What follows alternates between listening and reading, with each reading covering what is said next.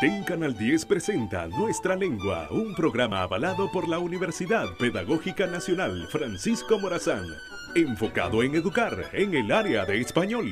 Nuestra Lengua.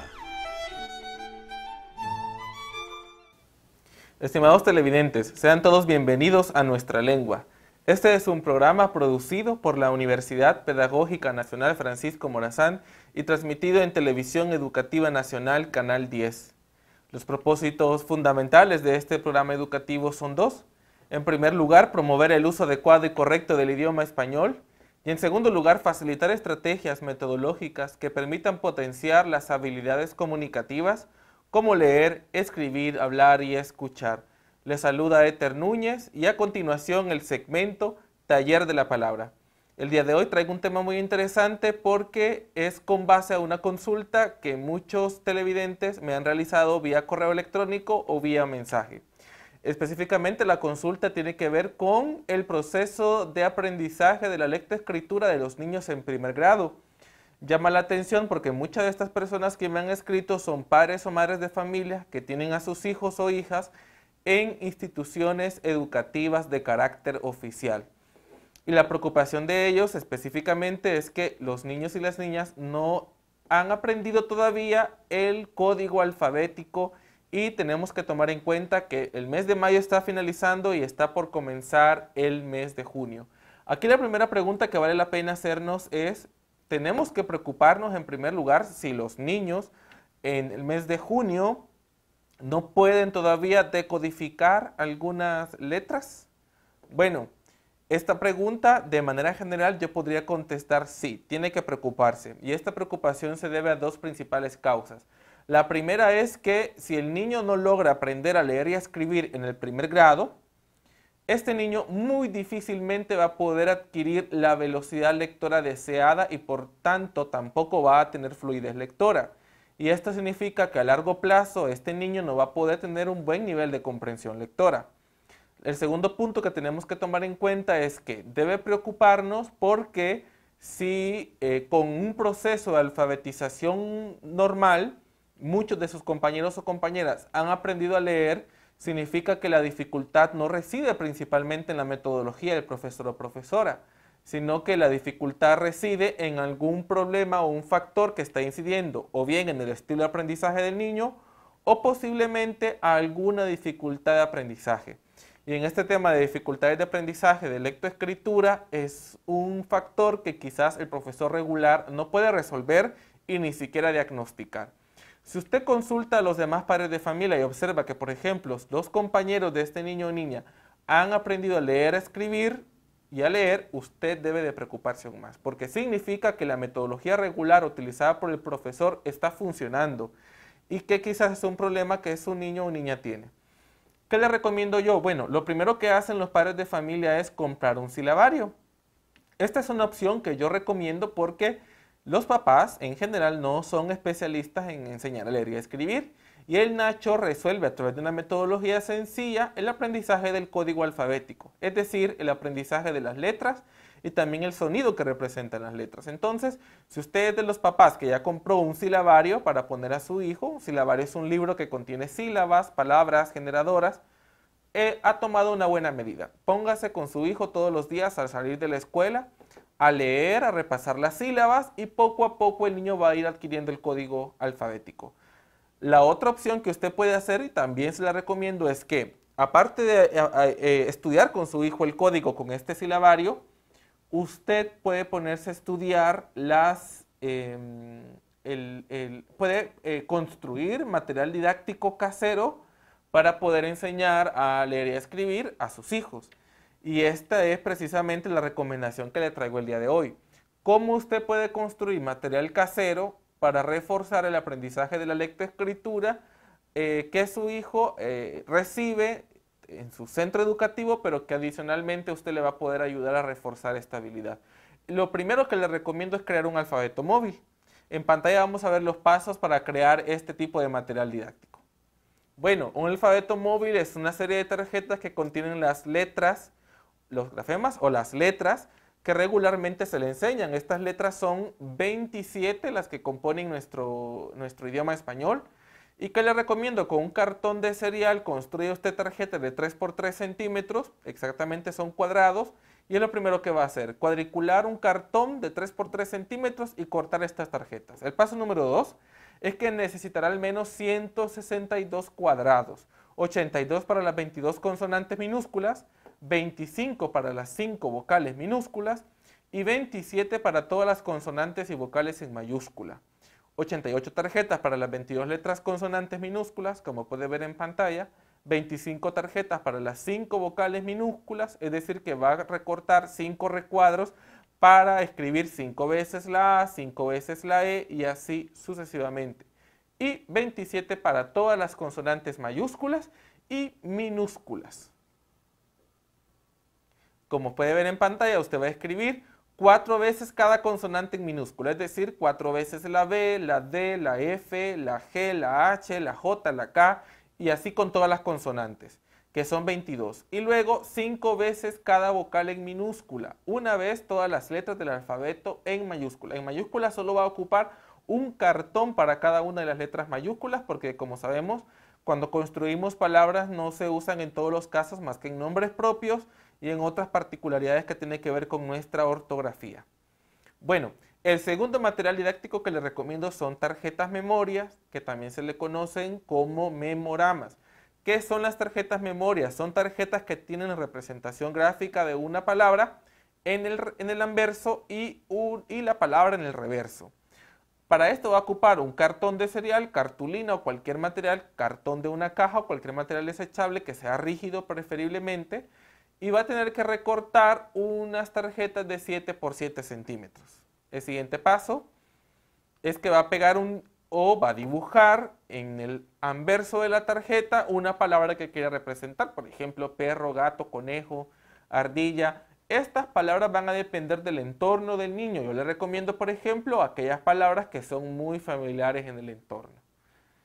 Y bueno, en el reverso de la palabra va a escribir usted, por el lado contrario, la palabra completa, ¿sí? Y de esta manera el niño poco a poco va a ir asociando el dibujo con la palabra. Esto si usted quiere trabajar con métodos que enfatizan en palabras globales, porque usted puede enseñar con sílabas, puede enseñar con letras y puede enseñar con palabras globales. Eso depende de cómo le están enseñando a su hijo en la escuela. Usted debe hacer las consultas con su profesor, qué tipo de metodología está utilizando. Por ejemplo, hay muchos profesores que utilizan métodos globales. Significa que enseñan palabras completas, que yo los recomiendo muy poco. Otras profesoras utilizan métodos analíticos y sintéticos. Significa que están enseñando con sílabas o con letras, que son métodos muy recomendables recomendados por las recientes investigaciones. Otro material didáctico que usted puede producir es el que vamos a mostrar en pantalla a continuación y son las viñetas. Las viñetas son tarjetas que sirven para rotular o nombrar objetos. Para esto va a ocupar nuevamente cartón y tarjetas recortadas con las medidas de 4 por 12 centímetros. El siguiente paso es que va a perforar en estas tarjetas un orificio que le va a permitir amarrar una cuerda y posteriormente los objetos que quiere etiquetar. Usted puede etiquetar, por ejemplo, prendas de vestir, muebles del hogar, puede etiquetar objetos, útiles escolares, entre otras cosas. El siguiente paso es escribir la tarjeta, el nombre del objeto que etiquetará. Como en este caso está la palabra vaso.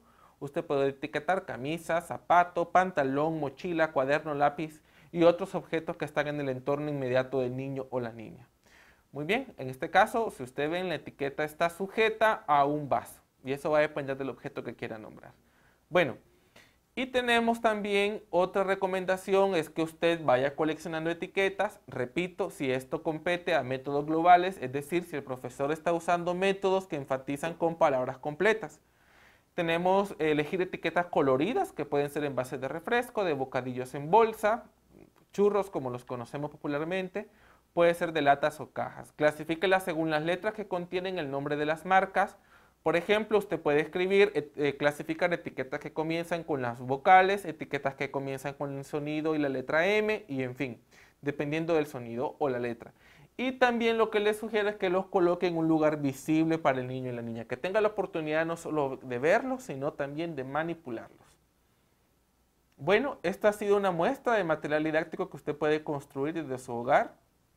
Le recomiendo, si su hijo por alguna razón no está aprendiendo a leer y escribir, lo primero que debe hacer es acercarse a su profesor o profesora para consultarle en qué puede apoyarlo. Recuerde, padre o madre de familia, que usted no es especialista en la enseñanza de la lectoescritura, por lo tanto, su primer aliado en este aprendizaje de su hijo o hija es el profesor. Una vez que usted haga las consultas a su profesor, que le va a explicar si él está enseñando con sílabas, con letras o con palabras, usted elija el material didáctico que más le convenga, de acuerdo a lo que le he presentado el día de hoy. Si usted es de los que ya compró un silabario para reforzar el aprendizaje de la lectura, también se lo recomiendo. De alguna manera le va a ayudar al niño a saber que las letras se pueden descomponer en sílabas, que las palabras, perdón, se pueden descomponer en sílabas y a su vez en letras. Le saludó Éter Núñez. Este fue el segmento Taller de la Palabra. Lo invito a que siga en sintonía del programa Nuestra Lengua y a continuación novedades del español. Nos vemos hasta la próxima.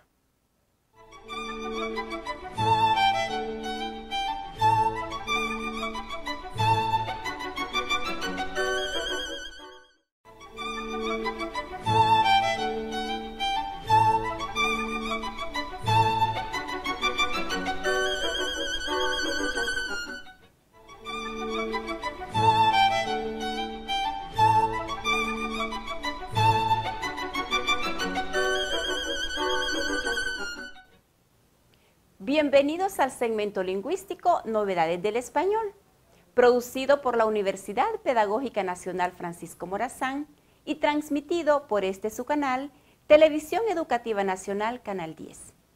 En el segmento de hoy hablaremos de las palabras solidaridad y tabaco, ya que del 25 al 31 de mayo se celebra la Semana Internacional de Solidaridad con los pueblos de territorios no autónomos y cada 31 de mayo se celebra el Día Mundial sin Tabaco. El diccionario de la lengua española define la palabra solidaridad como adhesión circunstancial a la causa o a la empresa de otros. Seguidamente, datos etimológicos, semánticos e históricos de la palabra solidaridad.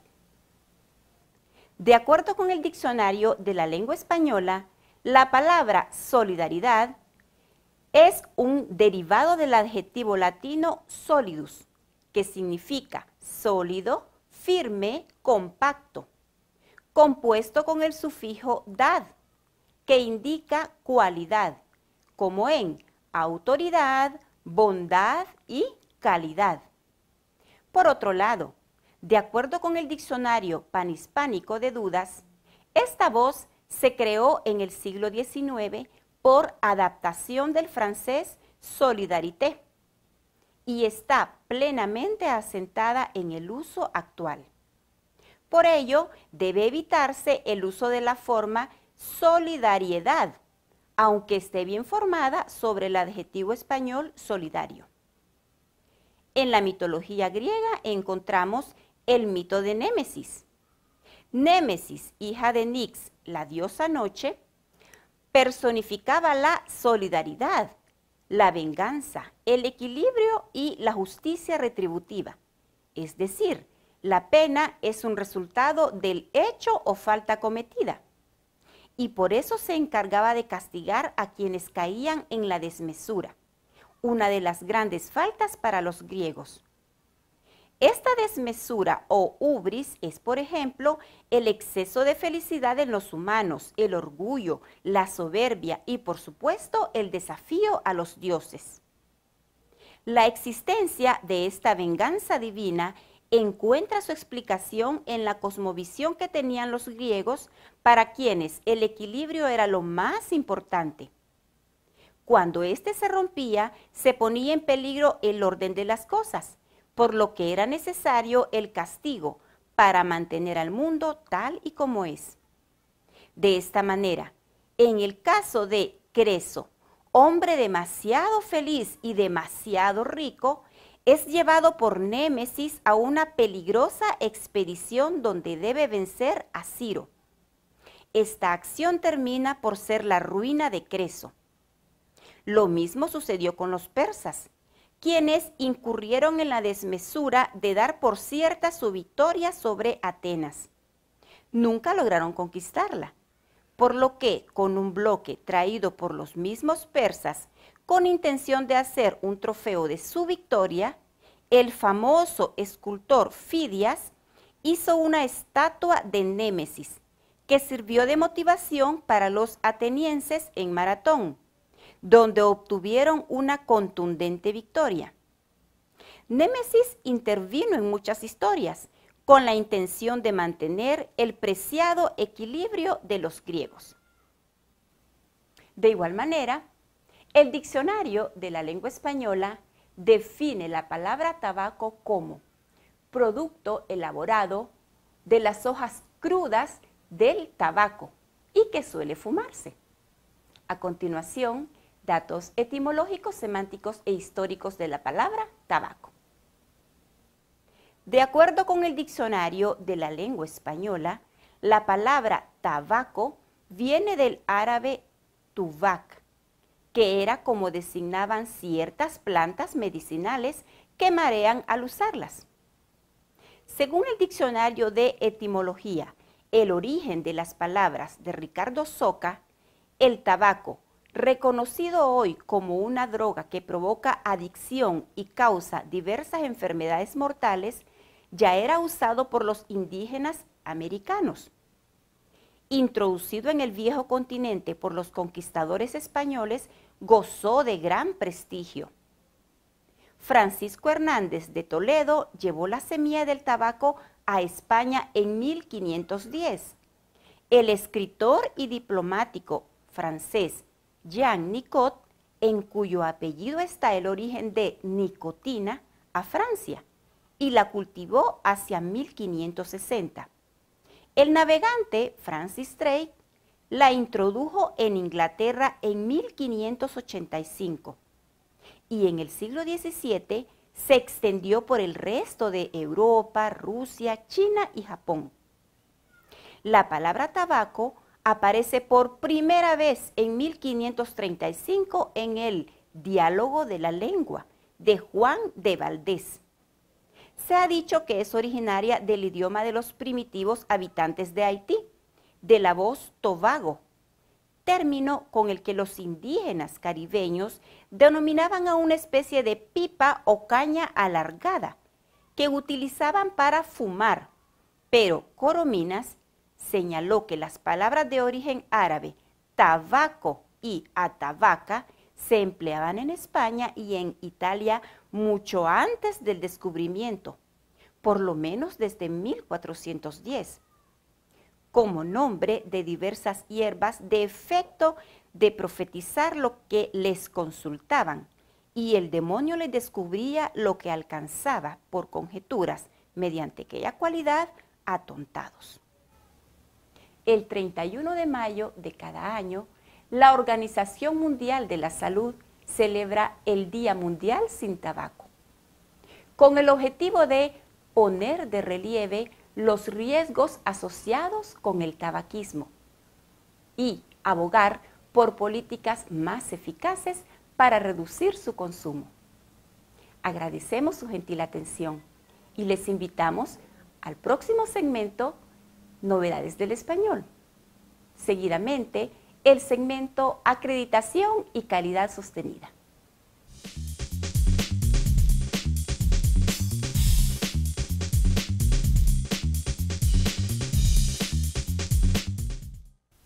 Bienvenidos una vez más a este segmento Acreditación y Calidad Sostenida.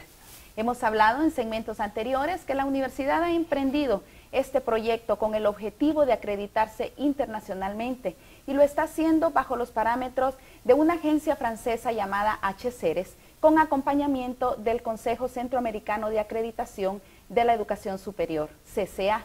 Este día nos acompaña la presidenta del CCA, la magíster Lea Azucena Cruz. Bienvenida, maestra Lea, gracias por acompañarnos. No, muchas gracias. Estoy complacida de compartir este segmento. Pues bueno, ¿puede ampliarnos, licenciada Lea, qué es el CCA y cuál es el papel que desempeña en este proyecto de acreditación de la Universidad Pedagógica? Bueno, el Consejo Centroamericano de Acreditación de la Educación Superior, resumido en el acrónimo CCA, es el organismo oficial reconocido por los 7 estados y creado por los 7 estados en noviembre del año 2003. El Consejo Centroamericano de Acreditación de la Educación Superior es un organismo que reúne a las universidades públicas de la región, a las universidades privadas, a los colegios profesionales universitarios de Centroamérica, los estudiantes, y de esa manera se avanza en asegurar calidad para las instituciones de educación superior. Tenemos muchos socios, están también los ministerios de educación, que fueron los que suscribieron también el acta constitutiva.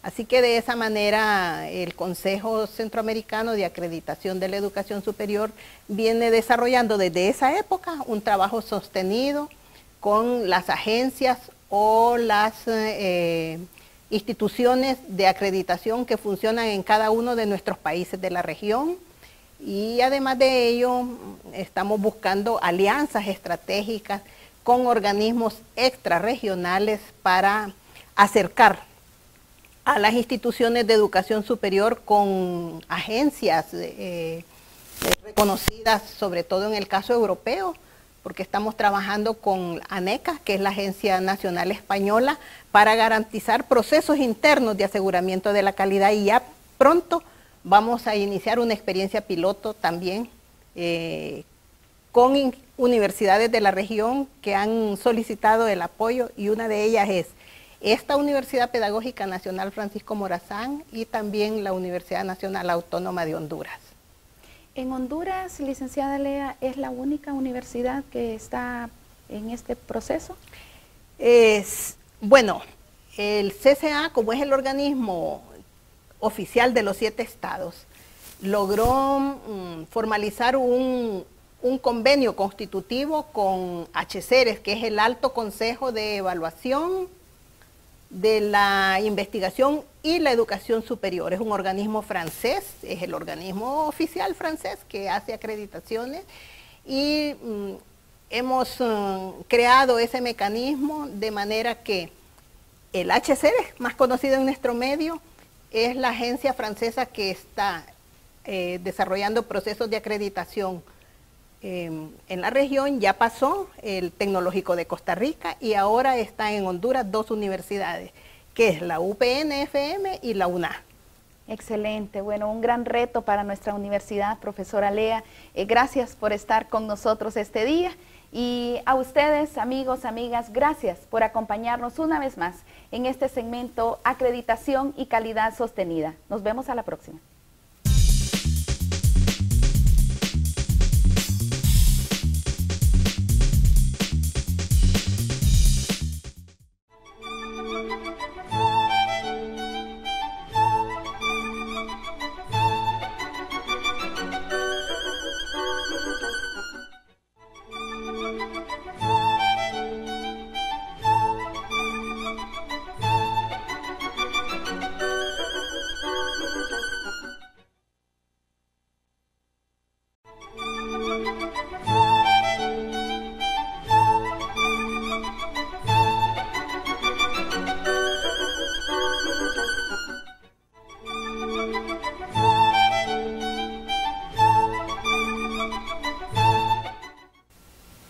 Estimados amigos y amigas, bienvenidos una vez más a un programa de Café Literario de su programa TV Letras de la Universidad Pedagógica Nacional Francisco Morazán. Gracias por permitirnos entrar a sus hogares y compartir estos momentos maravillosos con ustedes. En este día tenemos un invitado muy especial y es el escritor italiano Emilio Coco. Está de paso por el país, ha venido acá en un trabajo conjunto de Alicanto y otros personajes de la literatura hondureña que han tenido bien traerlos para que ellos compartan con nosotros su poesía y sus experiencias en Latinoamérica. Bienvenido, señor Emilio Coco. Muchas gracias. Y gracias por la invitación. Es un placer para nosotros tenerlo aquí en la Universidad Pedagógica, pues aprovechamos también cada vez que nos damos cuenta que grandes escritores nos visitan, ¿verdad? Y es un honor tenerlo y es un honor haberlo escuchado también en su recital. Él ha estado pues en dando recitales con otros colegas escritores y hemos aprovechado mucho de escucharlos y de disfrutar su poesía. Pero tiene una particularidad muy especial, que usted también es traductor. Sí. Y para nosotros pues es muy poco el contacto que hemos tenido con traductores. La poesía hondureña principalmente no ha sido traducida, digamos, formalmente, ¿verdad?, a otros idiomas. Sí, en revistas del internet, en revistas virtuales y eso. Algo, pero... En su experiencia como traductor, ¿cómo ve la literatura latinoamericana? ¿Qué trabajos ha hecho al respecto? Yo empecé a traducir que tenía 24 años. Muy joven. Empecé con los poetas españoles, poetas clásicos de la generación de 27. Traduje a Salinas, Alto Laguirre, Alexandre, los poetas de la generación de 27. Sí. Luego me di cuenta de que estaban ya traducidos y muy bien por, por grandes hispanistas italianos. Sí. Y entonces empecé a interesarme por la poesía que se estaba haciendo en España, ¿no? Los poetas que empezaban a publicar poesía. Mi primera antología de poesía española salió en el 75, ¿no? Y fue la primera antología de poesía española que salió en Italia. Había algunos nombres que no estaban muy bien conocidos tampoco en España y que después se volvieron grandes poetas, como Luis Alberto de Cuenca, como Clara Janés, como Luis Antonio de Villena y otros. La antología era bilingüe. Siempre bilingüe, siempre. Y a partir de hace ya 2 años empecé a interesarme por la poesía de Latinoamérica. Tenía ya varias antologías y traducciones de poetas españoles. Y cuando me invitó un poeta mexicano, Marco Antonio Campos, me invitó a un festival, el Festival de los Poetas del Mundo Latino se llama, empecé a conocer a los poetas de Latinoamérica. Allí trabé amistad con muchos poetas colombianos, uruguayos, mexicanos, chilenos, de toda América Latina. Y me di cuenta de que era una poesía completamente distinta de la que se hacía en España. Una poesía que me llegaba más a mi corazón, a mi manera de ver la poesía, ¿no? La veía más cercana a mi experiencia poética. Una poesía genuina, una poesía fresca, una poesía espontánea que no tenía nada que ver con la poesía española. Así es. Y entonces a partir de esos conocimientos que tenía de los poetas de América Latina, empecé a traducir a los poetas de Latinoamérica. Eso es genial. Y bueno, es llevar la literatura latinoamericana a Europa, ¿verdad? Que en lugares es en Europa se conoce, bueno, en Italia sobre todo, solo los clásicos. Sí. Estaba traducido César Vallejo, Neruda, Octavio Paz, pero los poetas que estaban, los poetas más jóvenes, los poetas vivos, no se conocían, eran completamente desconocidos. Y gracias al editor Walter Raffaelli empezamos a hacer la poesía, a conocer la poesía que se hacía en América Latina. ¿Y qué posibilidades hay de que la poesía hondureña pueda tener ese mismo tratamiento? La poesía hondureña, como te decía antes, es completamente desconocida. Sí. El único poeta que yo conocía por aquel entonces era Rolando Catán, que conocí en México, precisamente en México. Y por eso, como te decía antes, la próxima publicación va a ser una antología de poesía hondureña. Eso parece fantástico. Él me va a ayudar seleccionando los nombres de algunos poetas. El proyecto es hacer una antología de 15 poetas, 5 divididas en 2 partes. 5 de ellos ya clásicos que tienen cierto renombre ya, y los demás de poetas vivos. Oh, eso nos parece pues... Siempre en edición bilingüe, italiano-español. Español-italiano. Y en ese proceso de traducción, como poeta, Emilio Coco, como poeta, ¿qué sucede en su interior a la hora de traducir estos poemas que son alejados del esquema europeo y que representan mucho a Latinoamérica? Bueno, traducir poesía no es fácil, no es fácil. Yo también he traducido mucho teatro español sobre todo, he traducido a 35 dramaturgos españoles. Y traducir prosa es mucho más fácil que traducir poesía, porque un traductor, a mi parecer, tendría que mantener también la musicalidad, el ritmo del poema original, y no es fácil. Yo siempre digo que solo un poeta puede traducir a otros poetas, porque hay traducciones muy malas. Sí, las hay. Muy malas. Lo ideal sería que el poema traducido a mi lengua, a mi idioma, sonara tan bien como si fuera como el poema original. Claro.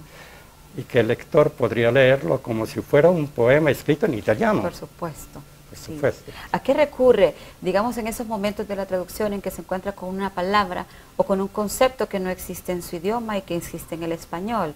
¿Qué estrategia busca para rellenar ese espacio? Es que, por ejemplo, yo me di cuenta muy temprano que el español que se habla aquí no es como el español de España. En España, que hay muchos americanismos, muchas palabras que en España no se usan. Y los primeros tiempos fue un poco difícil, ¿no? Emprenderme con esos poetas, pero poco a poco empecé a aprender también el español que se habla aquí en América Latina. Y ahora me siento más cómodo en la traducción. Qué bueno. Es muy importante, sí, yo sé que las traducciones son muy difíciles y hay que estar muy empapado de la cultura también, ¿verdad? Y haber leído mucho, quizá al mismo poeta que se traduce y a otros más para entrar en contexto. Pero también queremos aprovechar en este momento, escuchar algo de su poesía y quiero pedirle que nos deleite con la lectura de un poema. Muy bien. Lo leo antes en italiano. Uno en italiano y en español, en español. Para que nuestros televidentes puedan sentir la musicalidad del idioma italiano también. Es un poema sobre la muerte. ¿Cómo me gustaría che llegara la morte? Così dovrebbe giungere la morte. Come viene l'amore ogni difesa diventa vana. Un vento che ti porta lontano sopra un'isola deserta, dove tu e lei soltanto fate a gara a inebriarvi di baci e di carezze senza voler sapere del domani. Così dovrebbe giacere al tuo fianco come un'amante timida che al buio offre il suo seno alle tue labbra ardenti senza nulla pretendere e distrae il tuo cuore da tutte le altre pene. Ti fideresti di lasciare sola fanciulla così bella e appassionata? Così dovrebbe chiudere i tuoi occhi come la madre quelli del bambino che si incapriccia a rimanere sveglio nel cuore della notte e se lo stringe al petto e passa lieve la sua mano più volte sulle palpebre e lo adagia nella culla e si incanta a contemplarlo. Gracias. En la traducción algo se pierde, como siempre, pero este es un poema escrito en versos endecasílabos. Sí. Y en la traducción es mía. Intenté mantener el metro también en español. Claro. Y dice así en español. Así tendría que llegar la muerte. Como viene el amor y tu defensa se vuelve vana. Un viento que te lleve a una isla lejanísima y desierta, donde ambos competís a ver quién logra embriagarse con más besos y mimos, sin querer saber nada del mañana.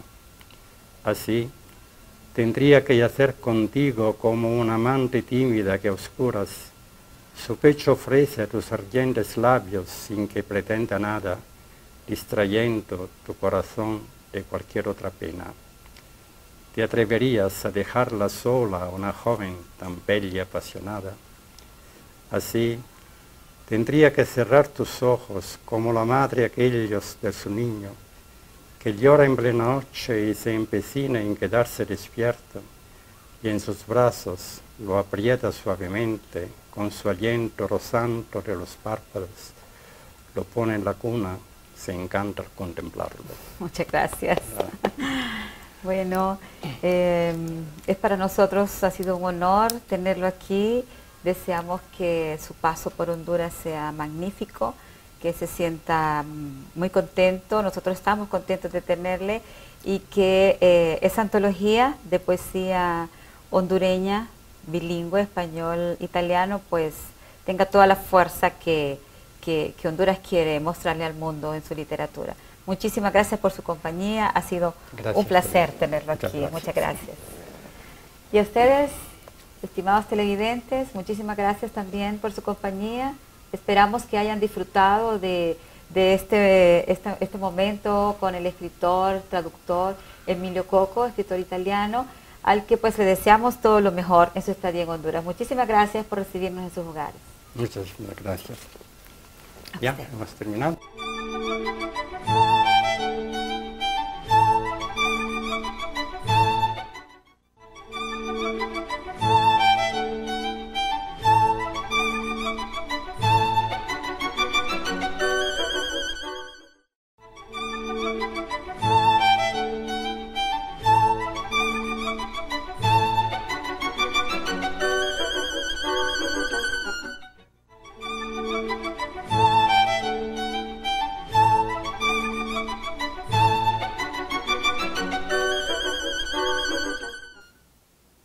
Muchas gracias por continuar en sintonía de su programa Nuestra Lengua y por permitirnos una vez más llegar hasta sus hogares con nueva información sobre el uso de nuestro idioma. Nos encontramos en el cuarto segmento, Salgamos de Dudas, y pues me encuentro con la grata compañía de la licenciada Sonia Mendoza, quien va a ser la docente, que nos va a esclarecer esas dudas que ustedes nos han planteado y nos han compartido a través de nuestras páginas para ser abordadas en este segmento. Bienvenida, profesora.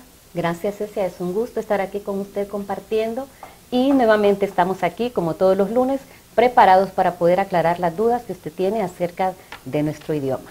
Que gustosamente, pues aquí estamos para poder apoyarle. Gracias, maestra. Les recordamos que este es un espacio producido por la Universidad Pedagógica Nacional Francisco Morazán y difundido gracias a Televisión Educativa Nacional, TEN, Canal 10. Les recordamos que pueden participar en la trivia que pueden encontrar en nuestra página de Facebook, nos encuentran como Nuestra Lengua TV Letras, y también pueden enviarnos la respuesta a través de correo electrónico nuestralengua@upnfm.edu.hn. Vamos a refrescar cuál es esta trivia, dándole lectura todos juntos en nuestras casas, ya que se encuentra en nuestras pantallas. La trivia es: las palabras como Pancho, Pepe, Lalo e Isa son: inciso A, sobrenombres; B, hipocorísticos; y C, apodos. Usted tiene 3 opciones y conoce cuál es la respuesta. Le invitamos a comentarla en la publicación. Así es. De esta manera vamos a dar inicio al segmento con la primera pregunta. Esta es: ¿se dice rampa o rampla, maestra? O rampla. Tenemos 2 términos ahí que comúnmente escuchamos en la lengua escrita, en la lengua oral, y vamos a aclararlo el día de hoy. La palabra rampa viene del francés rampe y hace referencia a un plano inclinado dispuesto para que se pueda subir o bajar por él, según el diccionario de la Real Academia Española. Y tenemos un ejemplo que dice: subió la rampa y rodaron algunas piedras. Eso en cuanto a la palabra rampa, pero también escuchamos en la lengua oral la palabra rampla, y nos dice: no es reconocida por el diccionario de la Real Academia Española. Se considera, por lo tanto, una incorrección, por lo que deberá evitarse la escritura y pronunciación de ese modo. Estos son unos de los términos que quisimos traer a ustedes porque, sobre todo en esta temporada donde inicia las lluvias, es común escuchar entre la población rampla, y es el término que no se debe utilizar para referirse a esa zona, ¿verdad?, de acceso que da entre un lugar a otro, donde hay un río, ¿verdad?, o un lugar pues que hay afluencia. Entonces escuchamos que la rampla se destruyó, la rampla se dio, pero queremos aclararles que el término que vamos a utilizar de ahora en adelante es rampa, ¿verdad? Para referirse a ese espacio, o también rampa en el sentido de un plano que da acceso, ¿verdad? Para facilitar el movimiento o el traslado de algún objeto o de algún objeto, sobre todo, una carga pesada. Da esa acepción también el diccionario, pero como repetimos, en esta temporada lluviosa es común escuchar en la lengua escrita, en lengua oral y sobre todo también en los medios de comunicación, ¿verdad? No solo en la población, pero ya sabemos pues que el término a utilizar será rampa y no rampla. Rampla corresponde a un barbarismo y si nosotros queremos utilizar una lengua esmerada debemos de eliminarla, ya que no está correctamente empleada. Así que si nosotros la utilizamos, tenemos que excluirla de nuestro vocabulario y utilizarla correctamente. Simplemente le vamos a quitar esa L para pronunciarla bien. Bueno, ya sabemos todos, y gracias a la profesora que nos ha explicado cuál es la correcta escritura y pronunciación de esta palabra que siempre hemos utilizado en algún momento. Así es. Bien, abordada esta pregunta, vamos a dar paso a la siguiente. 14avo o 14º, refiriéndonos a ese derecho que recibimos los empleados. Así es. Y este es otro también de los términos, ¿verdad?, que necesitamos aclarar. Los numerales partitivos indican las partes en las que se ha dividido una unidad. Usar 14avo por 14º es considerado incorrecto e impropio de la lengua cuidada, ya que el sufijo avo se restringe a los números fraccionarios. Esto en el sentido de 14avo, pero ¿qué sucede con 14º? En los casos de los números ordinales, señalan orden y lugar. 14º pertenece al grupo de los numerales ordinales. Y tenemos un ejemplo que nos dice, en junio se paga el 14º mes de salario. Es común también, casi todos los términos que nosotros hemos traído, ya sea por consulta de ustedes o porque buscamos, encontramos que lo común, ¿verdad?, de utilizar es 14avo. Lo vamos a ver en los medios publicitarios, donde usted encuentra un texto en grande, un texto publicitario en grande y le dice aprovecha tu 14avo para poder comprar y adquirir productos para su hogar o para beneficio personal. Encontramos esa palabra, pero lo correcto es 14º. ¿Por qué? Porque si decimos que 14avo, estamos hablando de que su salario se lo van a distribuir a usted en 14 partes y solamente le van a dar una 14 parte de ese todo. Y usted cuando recibe un salario, usted se recibe un salario más, o sea, en el año recibe 12 salarios.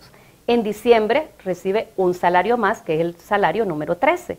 En junio recibe otro salario más, que es el salario número 14, o sea, 14º. No recibe la 14ª parte, perdón, la 14ª parte de su salario, sino que un salario más, que es el número 14. Entonces, de ahora en adelante, necesitamos emplear, y sobre todo en estos días que van a empezar a distribuir ya ese pago, entonces usted va a recibir su 14º mes de salario y no su 14avo. Bien, vale mucho aclarar esta pregunta, ya que, como usted mencionó, en los medios de comunicación y en la publicidad se da a entender que se da un 14avo y no un 14º. Si nosotros estudiamos nuestra Constitución, en el artículo 34 reza que es como un derecho, es un derecho de todos los empleados que en junio se hace efectivo el pago del 14º mes, así como el 13º mes que se da en diciembre, más conocido como el aguinaldo. Bien, entonces ahora vamos a emplear bien 14º, también en los que estamos involucrados en la educación y nos encargamos del último año de educación, decimos 11avo, pero es un 10º, siempre es número ordinal, ya que es una secuencia de años que los muchachos reciben mediante el estudio y no se debe decir 11avo, sino un 10º, un 10º grado, un 10º año de educación. Bien, entonces estamos sabidos de que no vamos a recibir una 14ª parte del salario, sino que un salario completo, que es el número 14, como lo mencionó la profesora, y lo decimos 14º, el cual vamos a poder emplear bien para poder hacer algún proyecto, algún viaje familiar. Así es. Bien, gracias profesora por esa aclaración. Vamos a dar paso a la tercera y última pregunta. ¿Cuándo se usa la forma del en una sola palabra y de él en dos? Bien. Antes de contestar, quiero agradecer a Carlos Darío Argeñal, que él fue el que envió, ¿verdad?, esta consulta. La preposición de, seguida del artículo el, se contrae en la forma del. He visto al hijo del vecino. Ahí tenemos un ejemplo donde sí va aplicada la contracción. Y su uso es correcto siempre que sea pertinente y no se confunda con el pronombre él. El ejemplo que sigue, ese perro es de él. Ahí no podemos hacer la contracción porque vemos que es un pronombre. ¿Qué ocurre cuando podemos utilizar de él de manera separada? Según el Diccionario Panhispánico de Dudas, cuando él forma parte de un nombre propio y por consiguiente se escribe con mayúscula, no se realiza la contracción en la escritura, aunque sí suele hacerse en la lengua oral.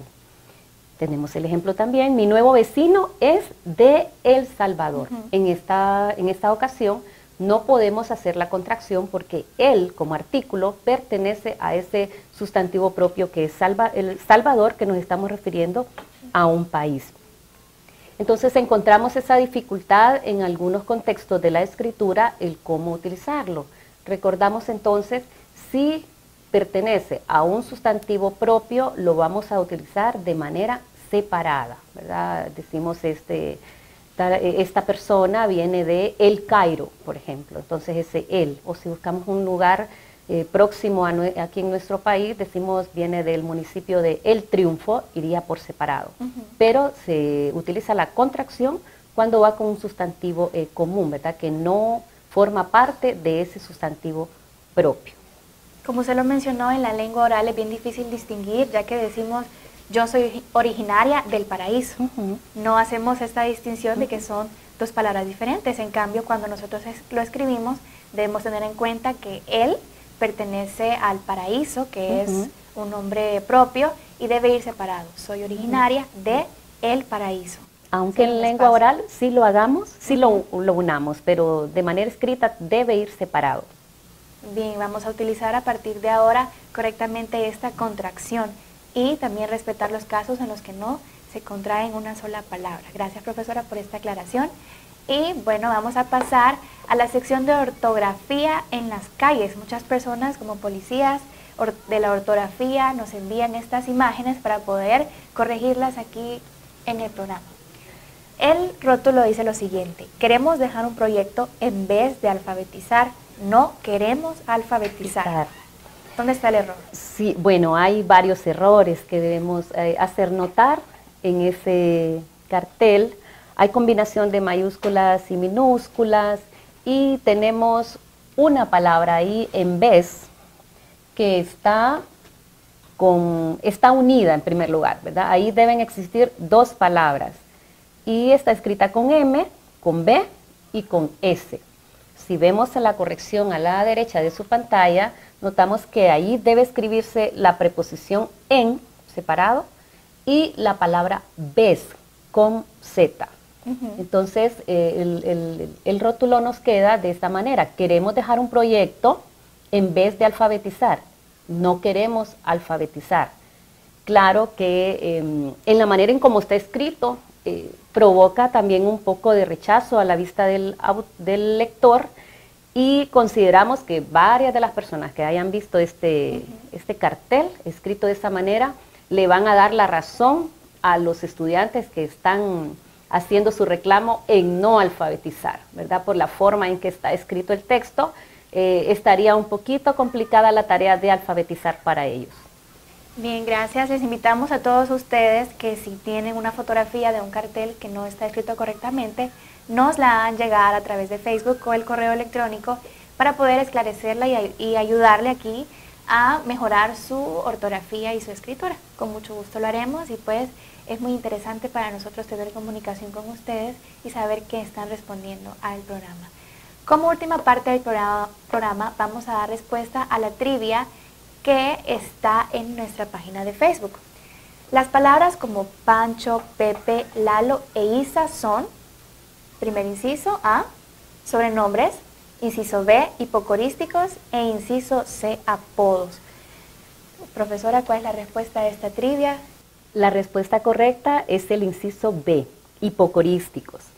Los hipocorísticos como tal, pues el término en sí proviene del griego y hace alusión a ese término utilizado con cariño, ¿verdad? Utilizado con familiaridad, con relación o haciendo alusión a los nombres. Podemos mencionar otros, ¿verdad? Y hay varias maneras también de formar esos hipocorísticos. Cuando decimos el hipocorístico de Ramón es Moncho, más los que nosotros dimos, entonces usted ya sabe que ese no es un apodo, ¿verdad? Que se le dio a esa persona, sino que por la familiaridad o el cariño le llamamos de esa manera y su nombre es hipocorístico. Bien, queremos enviarles unos saludos y agradecimiento a las siguientes personas: a David Martínez, Francisco Ayes, Alberto Girón Flamenco, Daisy Castellanos y Naviki Tugwell, quienes dieron la respuesta correcta a la trivia pasada, y les invitamos a que sigan participando en el programa. Les recordamos que este programa es producido por la Universidad Pedagógica Nacional Francisco Morazán y difundido por Televisión Educativa Nacional TEN Canal 10. Agradecemos su sintonía y los esperamos en un próximo programa.